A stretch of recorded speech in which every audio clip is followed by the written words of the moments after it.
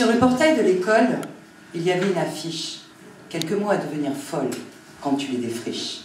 Interdiction de la corde à sauter, car elle n'est ni un lasso, ni une liane, ni une laisse. Tout débordement d'imagination peut entraîner le risque que l'élève se blesse. Alors évidemment, la phrase n'était pas en vers, mais j'en ai gardé le sens.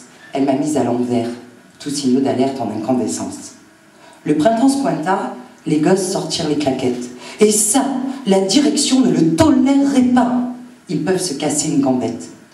Elle leur donna des chaussures attachées, des pompes pratiques qui marchent au pas sécurisé. Et dans sa triste logique, elle n'avait pas fini d'être inspirée. Sur sa lancée, on interdit la jupe, le short, les boucles d'oreilles et les bandanas.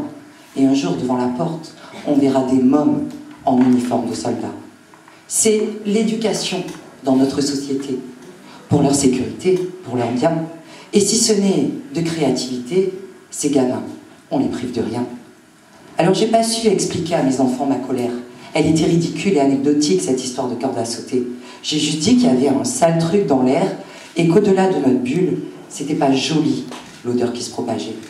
Et je suis rentrée chez moi, sous l'œil de la vidéosurveillance, celle qui te voit, qui, paraît-il, stoppe toute délinquance. En chemin, j'en discute avec Bérangère. Elle valide cette idée qui n'est pas gênante si t'as rien à te reprocher. C'est malin, je sais pas me taire, je suis toute révoltée. Cette fille est marrante, ça lui paraît donc légitime de me soupçonner. Oui, parce que sur la même vague, depuis la caméra, on a trouvé plus humain, plus performant. Le concept, j'y croyais même pas. Ça s'appelle le voisin vigilant. Un citoyen anonyme, à angle de vision élargi. Balance, j'emploierais comme synonyme, et me demandez pas pour qui vote ce pourri. Et un jour, gardé à vue par les locataires du haut, dans les cours, dans les rues, on verra des hommes robots. C'est l'évolution de notre société, pour notre sécurité, pour notre bien. Et hormis une inutile liberté, ça va, on ne prive de rien. Alors je m'informe, j'écoute les nouvelles dispositions, j'observe le monde qui se déforme sous une étrange pression. T'as un carte vitale, on envisage de te la greffer sous la peau. Ça fait même pas mal, puis il y aurait l'application météo. Pour déjeuner à la cantine, tu déposes ton empreinte palmaire. À terme, huilé telle une machine, on contrôlerait ton régime alimentaire. Avec le portable, ton mec, tes gosses, tu peux les filer. C'est acceptable, ce n'est que leur vie, t'aurais tort de t'en priver.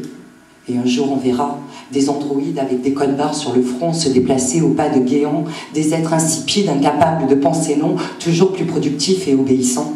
C'est la mutation de notre société, pour notre sécurité, pour notre bien. Et si ce n'est d'humanité, on manquera plus jamais de rien. Alors oui, je suis en colère, et pas certaine d'être ridicule avec mes pauvres anecdotes.